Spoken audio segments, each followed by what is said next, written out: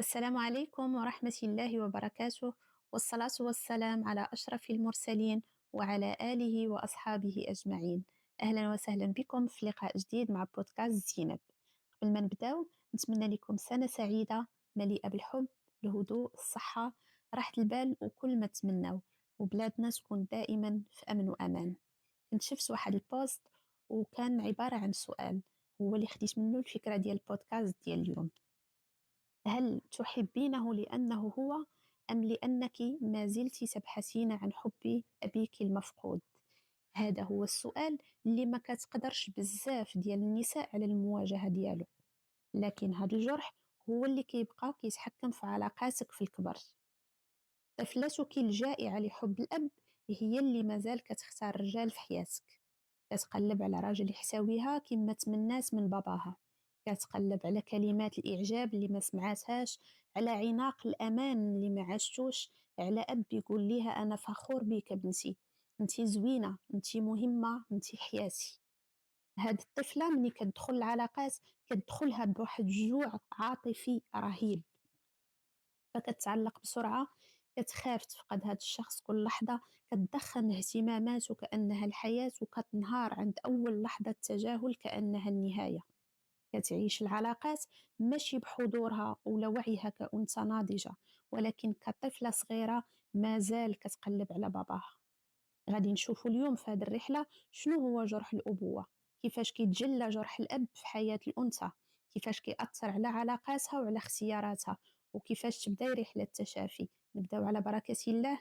قبل ما ندخلوا للموضوع غادي نبغي نشير لواحد النقطة مهمة بزاف، على أن جرح الأبوة كاين عند الولد كيف ما كاين عند البنت، بجوجهم كيتأثروا به، ولكن كل واحد بطريقة مختلفة. البنت كيظهر عليها التأثير عاطفي في الحب، في العلاقات، في الإحساس بالقيمة الداخلية ديالها. باغ الولد كيظهر التأثير ديالو سلوكيا أو نفسيا، جونغ كيتحكم في العواطف ديالو، كتكون عنده حالات الغضب المفرطة، تكون عنده صعوبة في التعبير على الحب وعلى الحنان. صراحة هو موضوع شائك، نقدروا نديروا عليه بودكاست سي فو فولي. بغاف، الجرح كيكون واحد ولكن طريقة الظهور ديالو كتكون مختلفة. احنا اليوم اون فا سكونسونطري على جرح الأبوة عند طفلة. باش ندويو على جرح الأبوة عند الطفلة خاصنا ندخلو للموضوع من الساز ديالو. العلاقة الأولى اللي كتربط الطفلة بهاد العالم هي علاقتها بالأب ديالها، يعني أول علاقة كتدخل فيها الطفلة في حياتها هي علاقتها مع الأب ديالها. الأب بالنسبة ليها ماشي غير شخص اللي كيوفر ليها الماكلة، كيوفر ليها الحوايج، ماشي أوسي غير ديك السلطة اللي كتكون عنده في الدار، نو.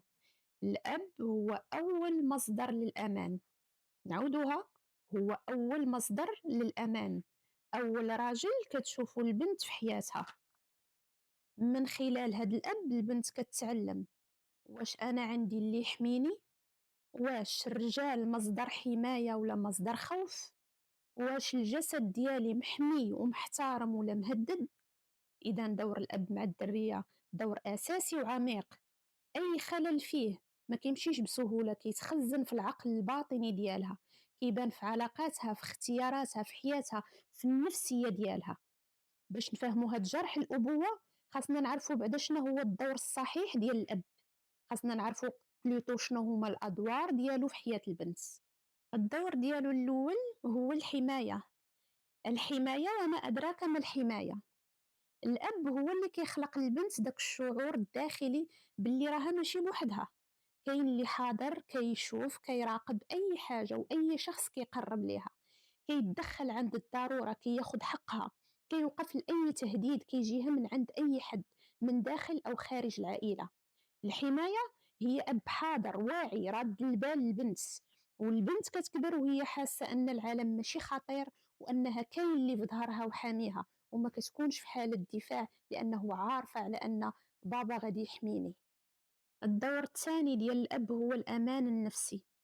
الأمان النفسي يعني أن ديك البنية ما كتخافش تعبر، ما كتخافش تغلط، ما كتخافش تهدر، حيت الأب ديالها كيسمع ليها، ما كيخلعهاش، ما كيضربهاش، ما كيهددهاش، كيعطي للدرية رسالة واضحة: انتي في الأمان وفي الصونة بنتي، دوي كي بغيتي. وهذه رسالة خطيرة في الأهمية ديالها، حيت العقل الباطني ديال البنت كيبني عليها نظرة إيجابية للعالم، أن العالم ما غيخلعهاش، تقدر تعبر على رأيها بكل حرية وبأريحية.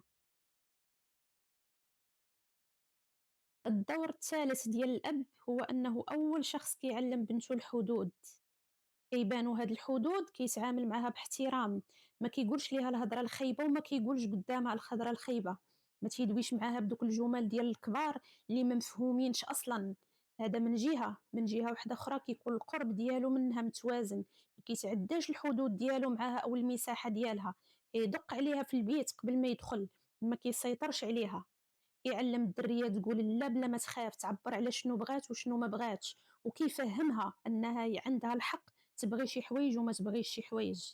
دونك كتفهم على أن حدودها محترمة، العقل الباطن ديالها كيفهم على أن هذا هو التعامل الصحيح، فكتكبر درية متوازنة عارفة فين توقف وعارفة أشنو ما تسمحش به.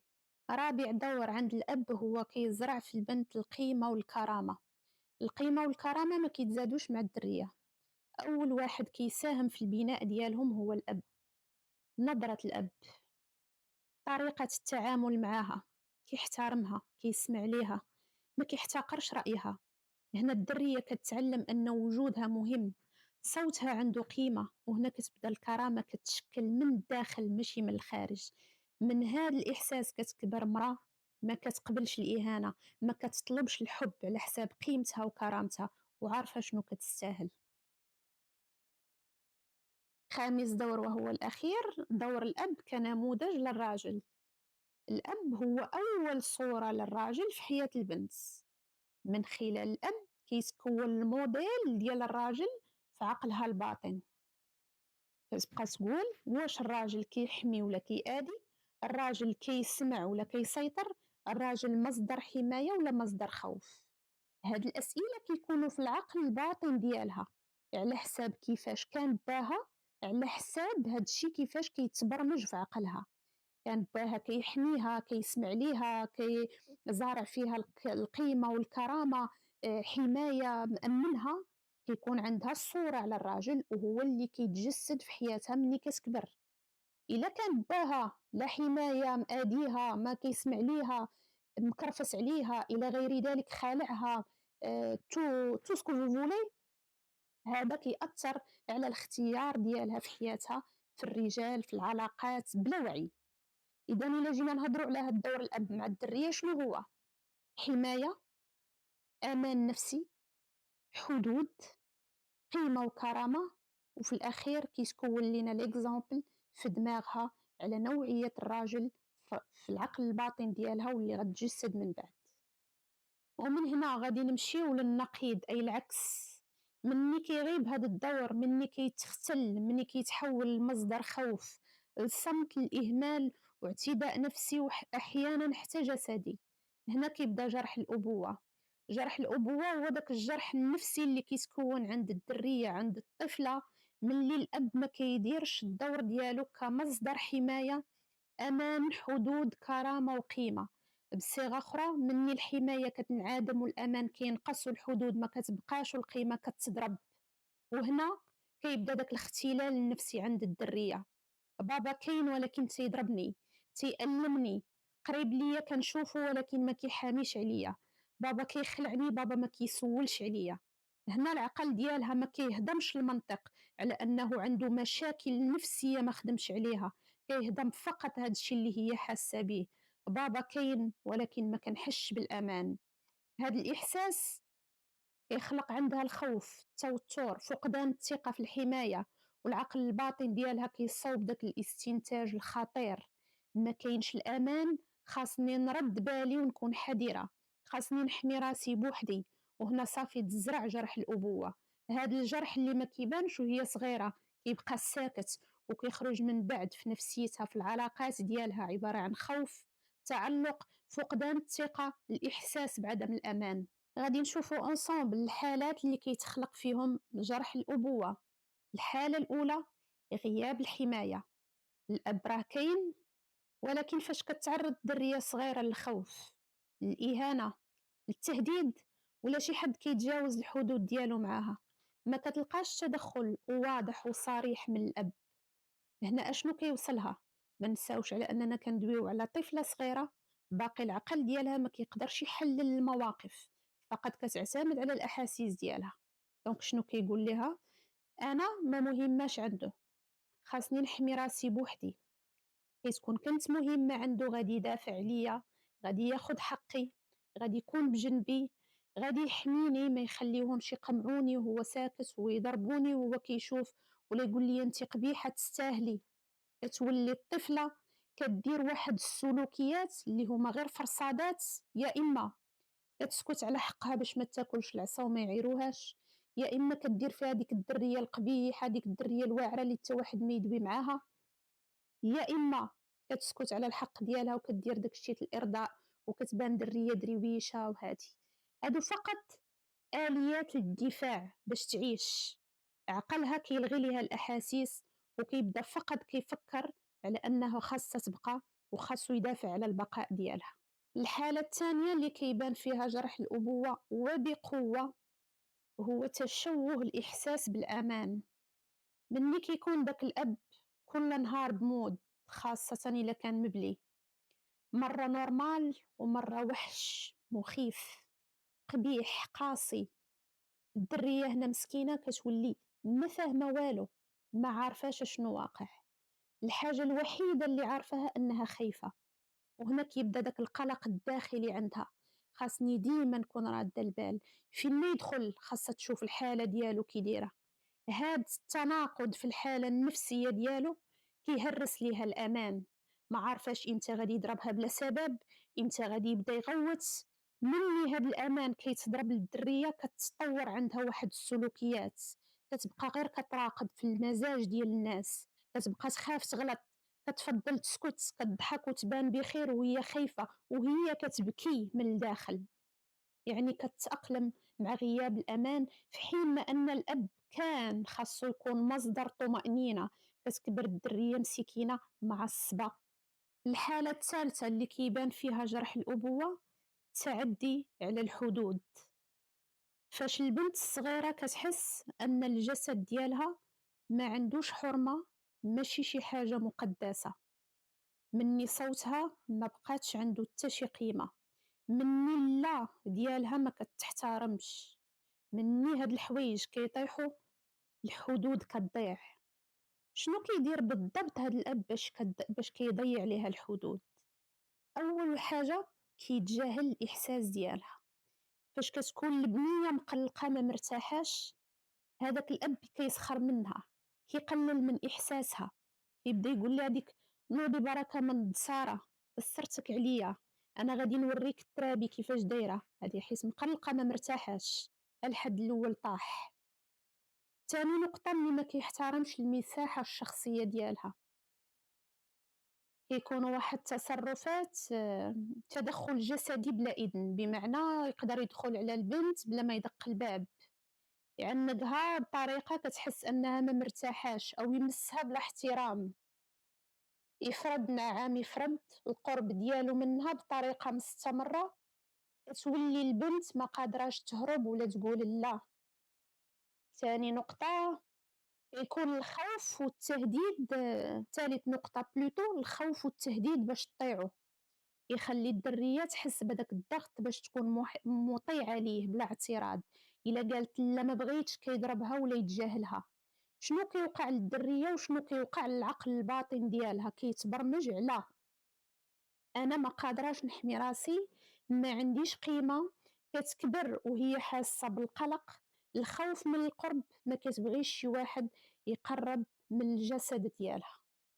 الحالة الرابعة والأخيرة اللي كيبان فيها جرح الأبوة هي مني كتضرب ليها القيمة الذاتية. مني الأب ما كيحمي الدرية، ما كيوفر ليها الأمان النفسي، ما كيسمعها، ما كيحترم مساحتها الشخصية، الدرية شنو كتحس؟ أنها ما عندها قيمة، ما كتستاهلش داك الحب لا مشروط، خاصها ديما ترضي الآخرين، تسكت على حقها، ترضى بالقليل، وفي التالي يتخلق عندها نقص داخلي مستمر كيبان في الكبر كخوف، ضعف في الشخصية، تعلق مرضي، قبول بالإهانة.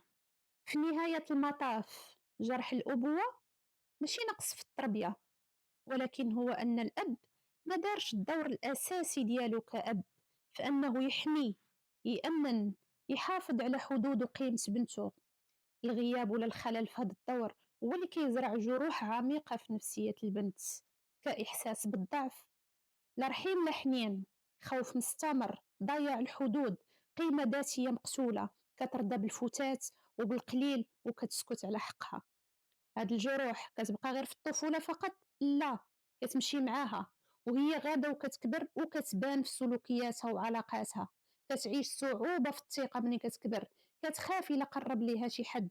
ومن هنا خاصنا نقولوا على أن أي خلل في الأبوة ماشي مؤقت، ولكن هو داك الإطار اللي كيشكل طريقة التعامل ديالها مع الآخرين، وكيخليها تقلب على الأمان والقيمة في كل علاقة كتدخل ليها.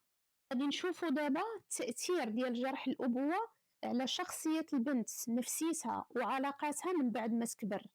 الشخصية ديال البنت اللي تعرضات لجرح الأبوة كتكون شخصية حذرة، رادة بالها الوقت كامل، قاصحة مع راسها، كيكون عندها وعي بزاف بالناس اللي دايرين بيها، كتراقبهم، كتراقب تصرفاتهم، كتحاول تجنب أي تهديد محتمل. هاد الحذر كيبان للناس شخصية قوية ومستقلة، ولكن داخليا كتعيش توتر، خوف، قلق، إحساس بعدم الأمان خطير، لحقاش عقلها الباطن ديما راجع بها للطفولة ولو بطريقة غير واعية. كتقول أنا خاصني نحمي راسي بوحدي، مستحيل نثيق بسهولة. هاد البرمجة كتخليها حذرة في العلاقات ديالها. إلا تعامل معها شي واحد مزيان كتأكسيفي هذاش باغي مني، ما كتدخلش ليا لراسي أن شي واحد يتعامل معايا مزيان غير هكاك. حيت كيف قلنا عقلها اللاواعي كيقارن أي علاقة أي تصرف مع داكشي اللي عاشته في التجربة الأولى ديالها مع الأبوة، وبالتالي كتكون معرضة يا للتعلق المرضي أو العكس. كتكون منعزلة على حسب الطريقة كيفاش عقلها الباطن اختار آلية الدفاع. في علاقاتها التأثير كيكون كتقلب دائما على الأمان والثقة وما كتلقاهمش بسهولة. كتخاف تعبر على مشاعرها بحرية، خصوصا الحب أو الاعتماد على الآخر. كتعيش علاقات فيها تكرار للألم النفسي اللي عاشته وهي صغيرة. الخلاصة هي أن هاد جرح الأبوة كيولي نظام داخلي كامل كيحكم في شخصيتها، في إحساسها، في القيمة ديالها وفي علاقاتها العاطفية والاجتماعية. نشوفوا انصامبل خطوات التشافي من جرح الأبوة. أول خطوة للتشافي من جرح الأبوة هو الوعي بالجرح، هي أنك تعرفي وتقبلي أن الجرح كاين، أنه أثر في شخصيتك، في مشاعرك، في علاقاتك. هذا الوعي هو بداية الرحلة للتشافي. ثاني نقطة هي التوقف عن لوم النفس. تفهمي على أن الجرح اللي عشتيه ماشي الخطأ ديالك، حيت فاش كتكبري العقل كيبدا يقول لك وعلاش ما كنتيش قويه، علاش ما قلتيش لا، علاش ما دافعتيش على راسك. هنا كتبداي تلومي في نفسك وكيبقى فيك راسك. خاصك تقبلي على ان التصرف ديالك ديال انك سكتي في الطفوله ديالك على انك ما دافعتيش على راسك، هذا كان دفاع طبيعي من عقلك الباطن، كان كيحميك من الالم. مني غادي توقفي تلومي راسك كتولي عندك رحمه بنفسك، كتفهمي على أن الجرح ماشي عيب، كتولي تشوفي التجارب القديمة ديالك بوعي بلا ما تحسي بالذنب. وهنا العقل الباطن ديالك كيبدا يتعلم طريقة جديدة للحماية بلا ما يقمع مشاعرك. اختيار التوقف على جلد الذات هو البوابة الأولى للشفاء، حيت فاش كتقبلي نفسك كما هي كتولي قادرة تبني الأمان الداخلي والثقة في النفس خطوة بخطوة من جديد. ثالث نقطة إعادة بناء الحدود الداخلية. من بعد ما عرفتي الجرح وعيتي بيه، توقفتي على أنك تجلدي نفسك وتلوميها علاش ما دافعتش على راسها من الصغر. خاصك تبداي تبني حدود جديدة، تعلمي تقولي لا بلا ما تخافي، تعبري على رأيك، تختاري شكون يقرب ليك وشكون لا، تحطي حدود لعباد الله اللي كانوا كيتجرؤوا عليك. هنا العقل الباطن كيتعلم على أن التعبير على الرأي التعبير على النفس ممكن يكون آمن، وأنه ما كاينش اللي يقدر يأذيك. رابع نقطة، مواجهة المشاعر القديمة بطريقة تكون آمنة وبعمق. المعنى ديالها أنك ماشي تغرقي في المشاعر والأحاسيس كاملين تفكريهم مرة واحدة، تبقاي تفكري نهار ضربني، نهار عيرني، نهار كانوا الناس واقفين وبقاو يضحكوا عليا. لا لا، ما تفكريش هاد المشاعر كلهم نهار واحد، وكاع دوك الضربات اللي كليتي وكاع دوك الصلخات اللي تسلختي وكاع دوك الإهانات اللي تهنتي وكاع داك الطفل الداخلي ديالك اللي بدا يبكي. نو، ولكن غتبداي تعرفي المشاعر ديالك بالوعي وبالتدرج. سيتادير غادي تكون عندك نية أنك تواجهي مشاعرك اللي كانت محبوسة من الصغر، ولكن في التشافي ماشي كتحلي وكتفتحي كل شي دقة واحدة. يعني كتبداي تحسي بشوية بشوية في بلاصة هادئة وانتي بوحدك، وكتبداي تعترفي على ان هذاك الحزن وهذاك الخوف وهذاك الألم وهاد الأحاسيس كان عندهم سبب، بلا ما تحكمي على راسك، بلا ما تجلديها. كتخلي هاد المشاعر تطلع في شي بلاصة مع شي حد موثوق ولا في ثيرابي، ولا حتى وانتي جالسة بوحدك صامتة هكا كتفكري. ما كتغرقيش راسك في هذوك المشاعر كتر من القياس، وما تفرضيش على راسك تحسي كتر من القياس. كل مرة شوية، شوية بشوية. تفكرتي إحساس الحزن، حزنتي في واحد النهار بقيتي عاقلة عليه، خليه. بقيت تشوفي في هذاك الحزن وما تلوميش راسك وما تحكميش على راسك وما تبدايش تقولي كان عليا نجاوب وكان عليا ندير ولا هذا. لا، بقيت تشوفي في هذاك الإحساس وقولي أنا ما عنديش الذنب فيه، ولكن هاد المشاعر أنا مسؤولة عليهم. غنخليهم يمشيو بشوية بشوية، وغنبدا ندير مشاعر يكونوا حسن منهم. في كل مرة العقل الباطن ديالك كيبدا يفهم على أن الحاضر ديالك مخالف على داك الماضي وداك الشي اللي كنتي كتحسي بيه، على أن الأحاسيس ديالك ما بقاوش خطر. وفي كل مرة كتواجهي شعور قديم وكتخرجي منه بخير وعلى خير، كتعلمي عقلك الباطن أن المشاعر ديالك ما كيدمروكش، وكيبدا الأمان النفسي كيتبنى من جديد بشوية بشوية، بلا خوف بلا قوة. خامس نقطة، إعادة تدريب العقل الباطن. داكوغ، كل خطوة درتيها بأنك وعيتي بالجرح ديالك، ما لمتيش نفسك وعاقبتيها، بنيتي الحدود ديالك، درتي المواجهة الآمنة للمشاعر، هنا كتعلمي العقل الباطن ديالك كيفاش يحميك بلا ما يقمع مشاعرك. بشوية بشوية كتعيشي المشاعر ديالك بحرية، كتبداي تقربي من الناس، كتبداي تبني علاقات صحية متوازنة، بحال كتعاودي تربي عقلك الباطن من بدا وجديد. سادس نقطة في رحلة التشافي هي الاندماج في علاقات صحية وبناء الأمان الداخلي. المعنى هو أنك ما كتدخليش في علاقات باش تعوضي الفراغ ولا باش تداوي الجرح، ولكن الاندماج كيبدا من بناء الأمان الداخلي أولا. ملي الإنسان كيتعرض لجرح الأبوة خاصو يبدا يحس بالأمان مع راسو، يعرف حدوده، يحترم المشاعر ديالو بلا ما يخاف منها. العقل الباطن ديالو كيبدا يفهم على أن القرب من الناس ماشي خطر. هنا العلاقات كتبدل، ما كيبقاش التعلق نابع من الخوف، ما كيبقاش البعد كآلية للدفاع، ولكن كتولي العلاقات اختيار واعي. العلاقة الصحية كتكون فيها راحة، وضوح، احترام للحدود، بلا ضغط بلا خوف من التعبير. ومع الوقت هاد العلاقات كتقوي الأمان الداخلي كتر، وكيولي الإنسان قادر يعطي ويستقبل الحب لما يفقد راسه. بغاف، رحلة التشافي من جرح الأبوة هي رحلة إنسانية عميقة، كتبدا بالوعي، بالرحمة بالنفس، بناء الحدود، مواجهة المشاعر، إعادة تدريب العقل الباطن، وفي الأخير الاندماج في علاقات آمنة وصحية. كل مرحلة كتبني الثقة والحرية الداخلية اللي كانت مفقودة منذ الطفولة. رسالة ختامية إلى كل أب: إلا كنتي كتظن أن إنجاب الذرية هو فعل بيولوجي فقط، راك غلط. البنت ما كتجيش لهاد الدنيا باش تحمل الجراح ديالك وعقدك، ولا باش تخلص هي تمن هاد العقد والأمراض النفسية، ولا باش تسكت حيت خايفة منك، حيت لا حول لها ولا قوة. البنت أمانة عندك اللي غادي تسأل عليها يوم الحساب. الأب ماشي غير اسم على الورق ولا سلطة في الدار. الأب هو حماية، حدود، أمان ووعي. وأي خلل في دورك كيخلي الجرح كيبقى سنين، كيكبر مع البنت حتى كتولي تجاهد باش تعيش. ربي عطاك القوة باش تحميها ماشي باش تكسرها، عطاك المسؤولية باش تكون قاد بيها. دير وقفة مع نفسك قبل فوات الأوان، حيث لا ينفع الندم.